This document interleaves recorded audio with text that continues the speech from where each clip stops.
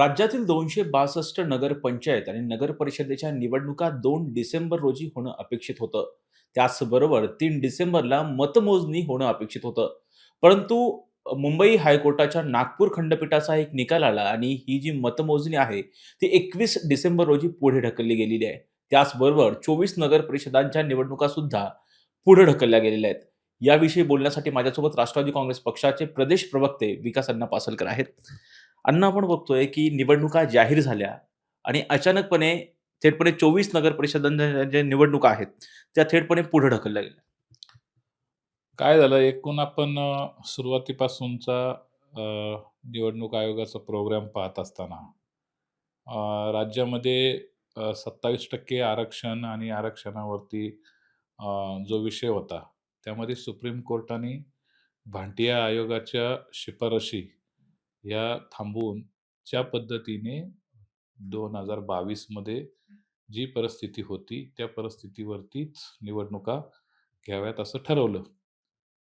काय झालं, की एकूण निवडणूक आयोगाच्या जी परिस्थिती होती, ती गोंधळलेली परिस्थिती होती आणि निवडणुका घेताना 50% ची जी अट आरक्षणासाठी असायला हवी, तर त्याचं नियोजन खऱ्या अर्थाने आयोगाने करायला हवं होतं. परंतु निवडणूक आयोग ही स्वायत्त संस्था आहे आणि त्यामुळे त्या संस्थेने या सगळ्या बाबी बघून काही निर्णय घेतले असावेत, असं वाटलं. परंतु शेवटपर्यंत वेगवेगळ्या निवडणुका डिक्लेअर होणं, निवडणुकींचा कालावधी, कालबद्ध कार्यक्रम हाती येणं, याच्यामुळे शेवटपर्यंत एक थोडीशी संभ्रमित अवस्था राहिलेली होती. परंतु शेवटी निवडणुका जाहीर झाल्या आणि मग आत्तापर्यंतचा एकूण जे निवडणूक आयोगाचं काम आहे, ते पाहता मागील 30 वर्षामध्ये असं काही घडलेलं नाहीये, की निवडणुका उद्या निवडणुकांचं मतदान आहे किंवा 2 दिवस राहिलेल्या अगोदर असताना, केवळ फक्त काही उमेदवारांनी काही त्या ठिकाणच्या तक्रारी असतील, काही न्यायालयामध्ये गेलेले असतील. एकदा निवडणुकीचा कार्यक्रम जाहीर झाला, की निवडणूक त्या पद्धतीनेच प्रक्रिया पूर्ण करावयास हवी असते, असं आजपर्यंतच्या एकूण निवडणूक कार्यकाळामध्ये झालेले विषय आपण पाहतो. परंतु हा विषय थोडासा वेगळा वाटला आणि म्हणून अ, निवडणुका अचानक 24 नगरपरिषदा आणि नगरपंचायती ज्या आहेत, त्यांच्या निवडणुका ह्या 20 डिसेंबरला घेण्याचा निर्णय झाला. आता तो निर्णय झाला काल 2 डिसेंबरला या ठिकाणी अ, राज्याच्या निवडणुका राहिलेल्या निवडणुका पूर्ण झाल्या आणि त्यानंतर सुद्धा निवडणूक आयोगाने अजून एक निर्णय घेतला दुपारीच, की ह्याचे जे काही निकाल आहेत, ते 20 डिसेंबरला ज्यावेळेस ह्या 24 नगरपरिषदा आणि नगरपंचायतींचे ज्यावेळेस निवडणुका होतील आणि या सर्वांचे मिळून 21 डिसेंबरला हे निकाल लागले जातील. यावरती राज्याच्या मुख्यमंत्र्यांनी सुद्धा अशा पद्धतीची नाराजी व्यक्त केलेली आहे, की निवडणूक आयोगाने कुठल्या कायद्याचा आधार घेतला आणि कशा पद्धतीने. आणि त्याचबरोबर उपमुख्यमंत्र्यांनी सुद्धा एकनाथराव शिंदे साहेबांनी सुद्धा भूमिका घेतली, की अशा पद्धतीच्या निवडणुकांचा एकदा कालबद्ध कार्यक्रम सुरू झाला, की तो शक्यतो बदलत नसतो.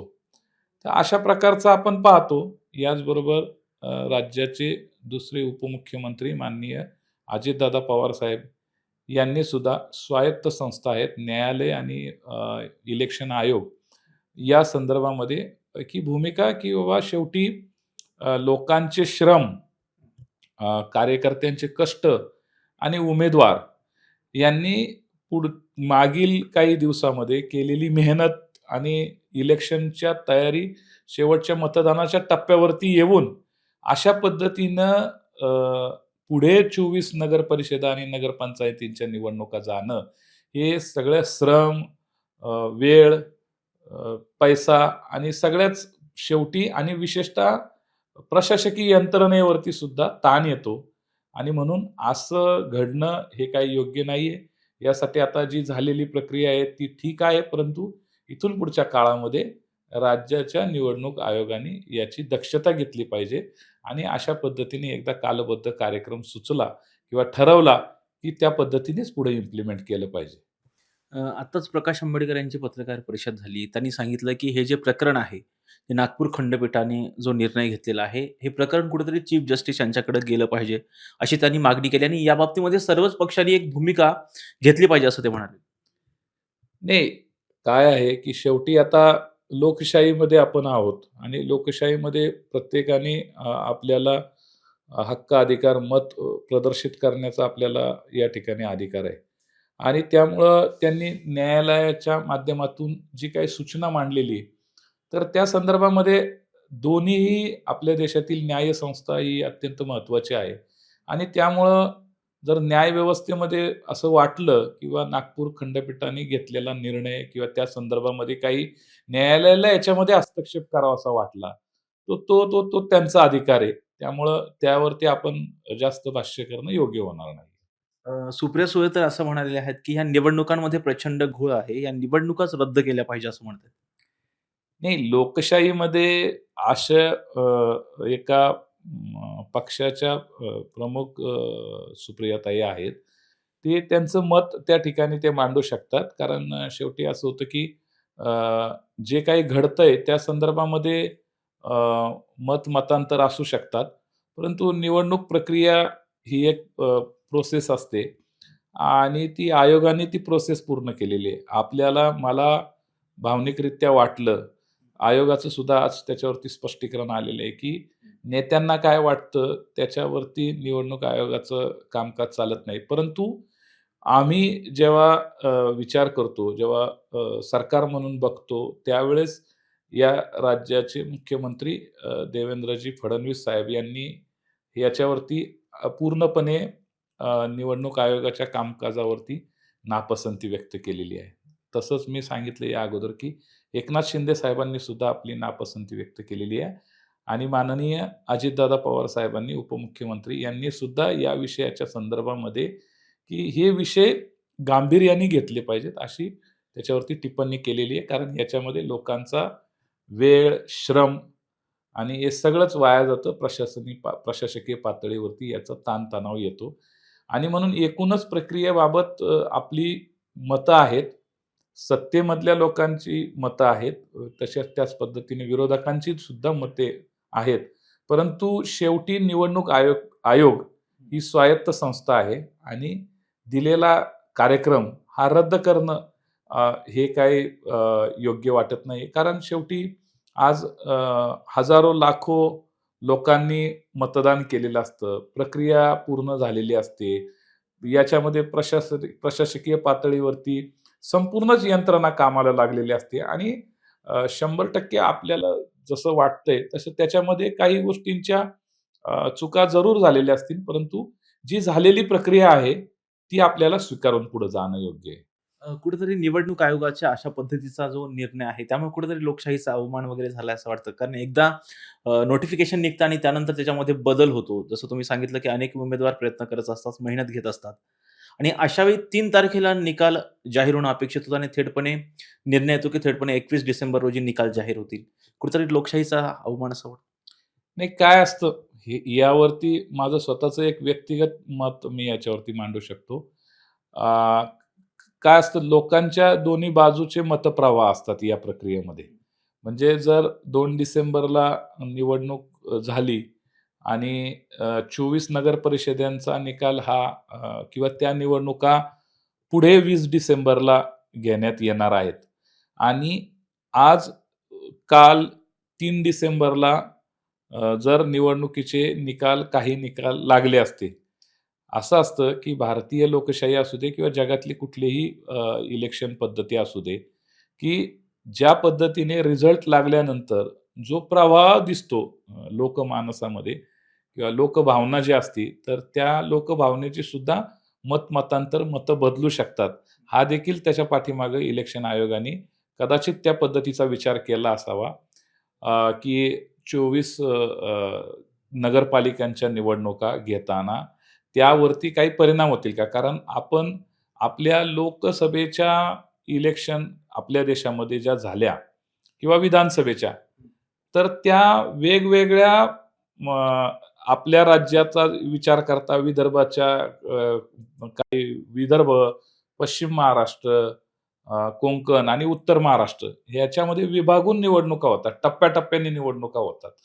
आणि एकूण देश पातळीवरती लोकसभेच्या निवडणुका पाहिल्या तर जवळ-जवळ 2 महिने निवडणुका चाललेल्या होत्या. आणि मग एखाद्या राज्याची निवडणूक झाली, त्याचा निर्णय डिक्लेअर केलाय आणि मग इतर राज्यांमध्ये निवडणुका असं होत नसतं. त्यामुळे कदाचित इलेक्शन आयोगाने तो निर्णय घेतला असावा, की त्याचे परिणाम काय होतील? आणि म्हणून वेगवेगळ्या राज्यांच्या निवडणुका आणि वेगवेगळ्या अ, अ, देशाच्या एकूण पातळीवरती ज्या निवडणुका घेतल्यात, त्याचाच रेफरन्स कदाचित घेतला असावा आणि त्यामुळं कदाचित इलेक्शन आयोगामध्ये त्यांचे सुद्धा काही त्या पाठीमागची गणितं असतील किंवा त्या पाठीमागचं त्यांचं निरीक्षण असेल, तर इलेक्शन आयोगच त्यावरती योग्य ते उत्तर देऊ शकतं. परंतु हे माझं वैयक्तिक मत झालं. तुम्ही राष्ट्रवादी काँग्रेस पक्षाचे प्रदेश प्रवक्ते आहात. तुमच्या पक्षाची याबाबतची भूमिका आहे म्हणजे नाराजी आहे ज्या पद्धतीचं निवडणूक आयोगाचं सगळं हे कामकाज आत्ता जे निवडणुकीच्या बाबतीमध्ये घडलेलं आहे यावरती? नाही, माझ्या पक्षाची भूमिका हीच आहे, की निवडणूक आयोग हे स्वायत्त संस्था आहे आणि जसं माझे नेते आणि आमचे राष्ट्रवादी काँग्रेस पक्षाचे राष्ट्रीय अध्यक्ष माननीय अजितदादा पवार साहेब असतील, प्रदेशाध्यक्ष सुनीलजी तटकरे साहेब असतील, ह्या एकूण प्रक्रियेमध्ये कार्यकर्त्यांचं एकूण वेळ, सर्वांची मेहनत आणि नेते मंडळींना सुद्धा प्रचार आणि त्या सगळ्यामध्ये एकूण त्यांचा जे काही श्रम लागलेले आहेत, तर त्या एकूण पद्धतीवरती न निर्णय इलेक्शन आयोगाकडनं जर योग्य ते लागले असते, 24 नगरपालिकांच्या निवडणुका सुद्धा जर पुढे गेल्या नसत्या, तर ते आमच्यासाठी खूप हिताचं होतं. कारण आज आमच्याकडं बारामती, फुरसुंगी, फलटण, महाबळेश्वर यासारख्या नगरपरिषदा ह्या आमच्या हक्काच्या नगरपरिषदा महाराष्ट्रातील अनेक ठिकाणी आम्हाला खूप घवघवीत असं यश मिळणार होतं. परंतु आता त्याच नेमक्या निवडणुका पुढे गेलेल्या आहेत आणि त्यामुळं पुन्हा एकदा ते चक्र निवडणुकीचा एक टेम्पो असतो आणि त्याच्यामुळं निश्चितरित्या आमचे नेत्यांपासून आमचे कार्यकर्ते सुद्धा या निर्णयामुळं त्यांच्यामध्ये नाराजी आहे. आणि दुसरी एक गोष्ट म्हणजे देशामध्ये एक देश एक निवडणूक अशी एक चर्चा सुरू आहे. हा जो सगळा प्रकार घडलेला आहे, याकडं कसं म्हणजे एक देश एक निवडणूक घेणं शक्य आहे का? काय वाटतं हा सगळा प्रकार? नाही, आता काय आहे, की देशातील एकूण निवडणुकींचा हा एक निवडणूक घेण्याच्यासाठी पक्षीय पातळीवरती किंवा सर्वच पक्षांना तयारी करून मानसिकदृष्ट्या एक वन नेशन वन इलेक्शन ही मानसिक तयारी करण्याचा हा प्रयत्न आहे. अजून इलेक्शनचा अजेंडा सरकारने तशा पद्धतीचा जाहीर केलेला नाहीये किंवा त्या दृष्टिकोनातनं सरकार विचाराधीन आहे. परंतु अजून सरकारने त्या बाबतीमध्ये निर्णय घेतलेला नाहीये. त्यामुळं त्याच्यावरती अधिक भाष्य करणं योग्य होणार नाहीये. अर्थात हे होते राष्ट्रवादी काँग्रेसचे प्रदेश प्रवक्ते विकास पासलकर. त्यांनी सांगितलेलं आहे, की निवडणूक आयोगाने जी मतमोजणी पुढे ढकललेली आहे, त्यामुळे कुठेतरी राष्ट्रवादी काँग्रेस पक्षाचे मतदार असतील, त्याचबरोबर उमेदवार असतील, त्यांच्यामध्ये कुठेतरी नाराजी आहे, असं त्यांनी म्हटलेलं आहे. व्हिडिओ जर्नलिस्ट पियुष एडवडेकरसह राजरत्न जोंधळे, टॉप न्यूज मराठी, पुणे. तुमची car, electric panel, data server आगीपासून सुरक्षित आहे का? नाही? मग आजच बसवा F protect temperature activated fire suppression device. यामध्ये आहे eco friendly non toxic pressurised liquid, जे आग लागल्यास क्षणार्धात ॲक्टिवेट होऊन आगीवरती मिळवते नियंत्रण. बसवण्यास अतिशय सोपे आणि सुटसुटीत. टेकालिपचे एक दर्जेदार उत्पादन एफ प्रोटेक्ट.